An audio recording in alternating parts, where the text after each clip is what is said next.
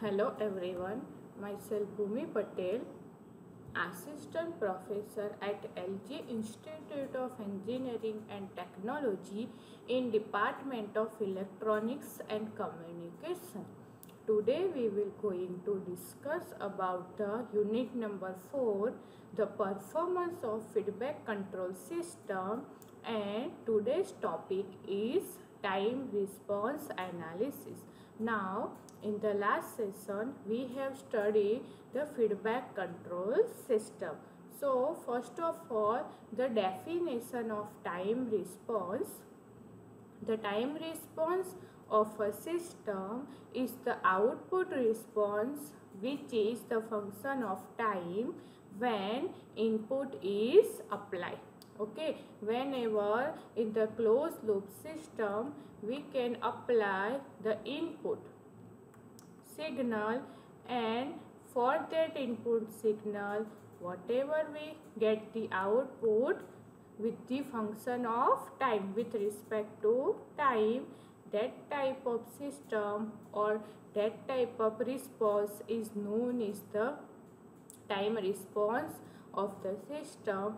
Here time response of a control system have two parts. The first part is the transient response of the system, and the second part is steady state response of the system. Both of the response is depending upon the time, so we can always draw the graph for the time response analysis, time t versus output c of t. So we have two types of response, transient response and steady state response. Now this is the diagram for the transient state response and steady state response. Here you can see that t indicate the time of the system and ct indicate the output of the system. You can see that in the transient response, starting from the 0, after some time the output will be steady for the different time. So here you can see that maximum error is generated. This is our final output state. So in the transient response we get the different types of error. After some time the response will become steady. So this type of response is known as the steady state response. Okay, now if we have time t versus c of t, and this is our final output, and we can get the graph like this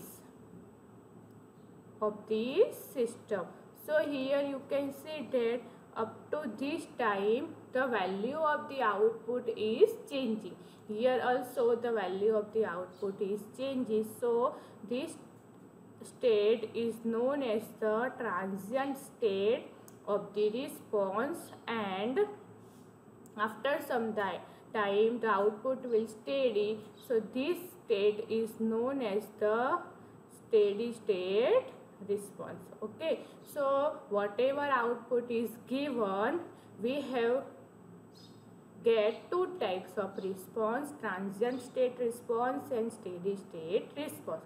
So always final output c of t is depend on the transient response plus steady state response. So equation for c of t is equal to ct means transient output plus css, ss meaning steady state output. So final output c of t is equal to ct of t plus css of t, where ct of t is equal to transient response and cSST is equal to steady state response. Now what is the transient response? Definition of transient response: the transient response is the part of the response which goes to 0 as the time increase. So mathematically the limit t tends to infinite ct, t is equal to 0. Here you can see that at the infinite time the transient response will become 0. Now what is the transient response? May be exponential or oscillatory in nature. We have get these two type of transient response, oscillatory response and exponential response. Now next one is steady state response. The steady state response is the part of the total response after transient response had died, where the steady state response is generated in the system when the transient response is died after the point steady state response is generated. So we can get some type of error. This error is known as the steady state error. Now what is the definition of steady state error? If the steady state response of the output does not match with the input, then the system has the steady state error and it is denoted by ESS. Now how the steady state is generated? So if this is the t versus c of t diagram and this is the fixed value of the input. Okay, whenever we apply the input, the response is like this, and after some time the response is steady but does not match the, suppose this value is 1, so does not match with the input.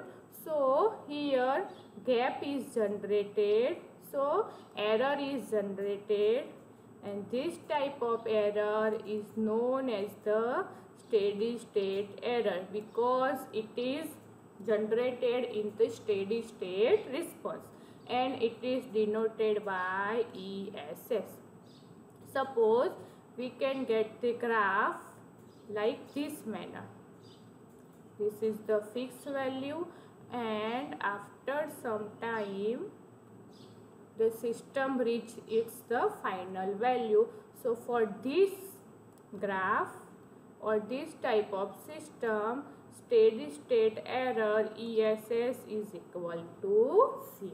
So this is the best system of the response.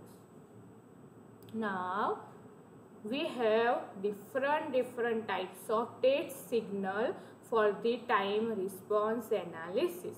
Okay, for the time response we have particular some test signal for the input. So for analysis of the time response of a control system, following input signal are used.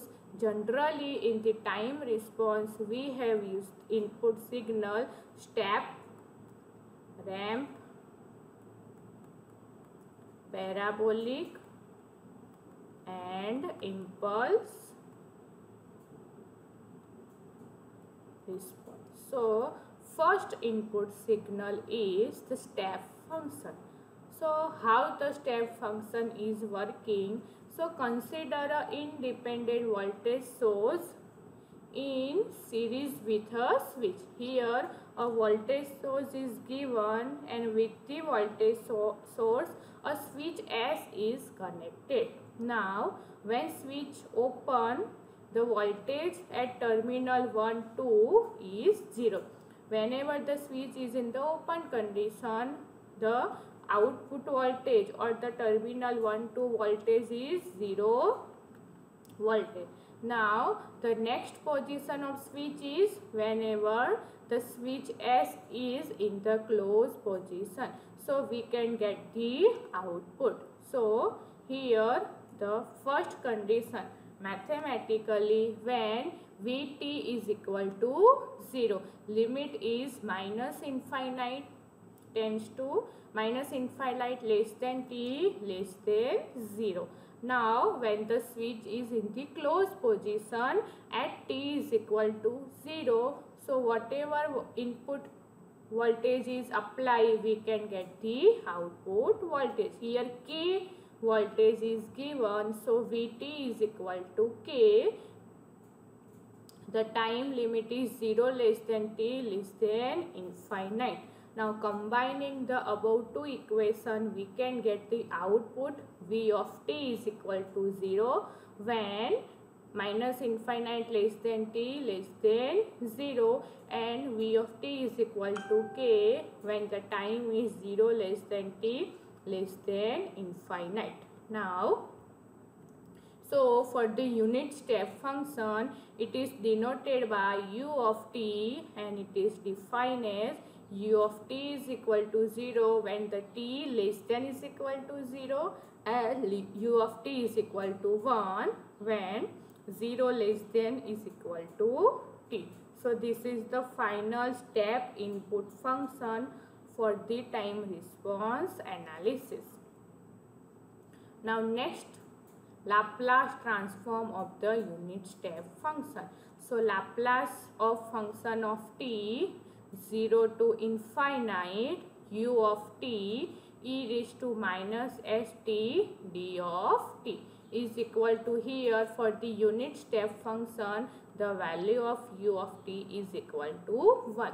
So limit 0 tends to infinite 1 into e raised to minus st dt is equal to, the integration of this term is equal to e raised to minus st upon minus s, and limit goes to 0 up to infinite, and simplify this equation and put the value of s is equal to 0 and s is equal to infinite, we can get 1 by s. So this is the Laplace transform of unit step function. Now the next function is the ramp function. So what is the ramp function? Ramp function start from the origin and increase or decrease linearly with time. So how the ramp function is generated? R of t is equal to 0 when t less than 0, and R of t is equal to kt when t greater than 0. We can get the ramp function like this manner. Okay, so ramp function always start from origin and increase or decrease linearly with the time. So this is the equation for the ramp function. Now Laplace transform of ramp function. So we can put here r of t e raised to minus st dt is equal to, value of r of t is equal to kt, because ramp function always depend on the time. So k into t e raised to minus st dt, and the integration of this term we can get k upon s square. So we can get the ramp function r of s is equal to k upon s square. Now third input function is parabolic function. The value of r of t is 0 for t less than 0, and it quadratic function for time t greater than 0. So the parabolic function represent a signal that is one order faster than the ramp function. In the ramp function, we can get this type of diagram, this type of output. It is always with respect to t, and in the parabolic function we can get this type of output like this. So it is the one order faster than the ramp function. So in the ramp function we have get the output here, r of t is equal to kt. Now parabolic function is faster than ramp function, so the output for t greater than 0 is kt square by t. It is the one order faster than the ramp function. And for the t less than 0, r of t is equal to 0. So Laplace transform of parabolic signal integration of 0 to infinite r of t e raised to minus st dt is equal to r of t is equal to kt square by t e raised to minus st d of t, and integration of k t square by t is equal to k upon s cube. So we can get the parabolic function r of s is equal to k upon s cube.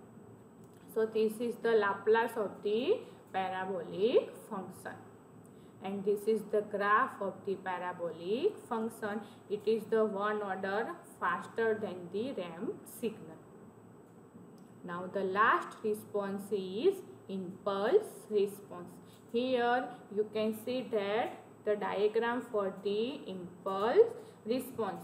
So for the time t by 2 we can get the 2 by t output, and for the time t we can get the 1 by t. This is the simplified diagram for the impulse response. Now what is the impulse response? So the first pulse has width t and height 1 by t. Area of the pulse will be 1. Same like if we half the duration and double the amplitude, we get the second pulse. Half the duration and double the amplitude, we get the second pulse. So the area under the second pulse is also unity. So for the impulse response, whatever time is increased, we get the fixed output. Okay, and the output value is always 1. So we can say that as the duration of the pulse approaches 0, the amplitude approaches infinite, but area of the pulse is always unity.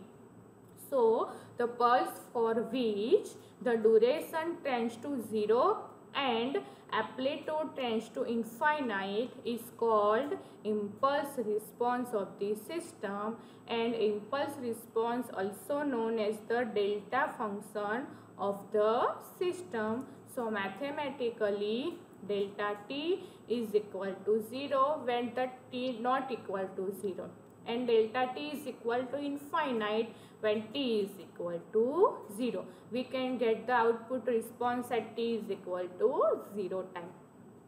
Thus, the impulse function has 0 value everywhere except at t is equal to 0, where the amplitude is infinite. So this is the 4 response, input response applied to the time response analysis. So the impulse response is the derivation of the step response, because the output of the step response u of t, the output of the u of t is equal to 1. So we can get the Laplace of the impulse function is s into 1 by s is equal to always 1. So this is the summary of the different input with symbol and with the input signal. Here if we apply the unit step of the system, the symbol is u of t and the input signal with Laplace is 1 by s. For the unit ramp it is r of t and the input signal is 1 by s square. For the unit parabolic, the input signal is 1 by s cube, and for the unit impulse, delta t is equal to 1 for the input signal. So depending upon the system, we have applied any one of these 4 input for the system stability. So this is the different type of response in the time response analysis. Now in the next session we have applied this input for in the first order system and in the second order system, and we can get the different output. Thank you everyone. If anyone have doubt, then contact me in this email ID.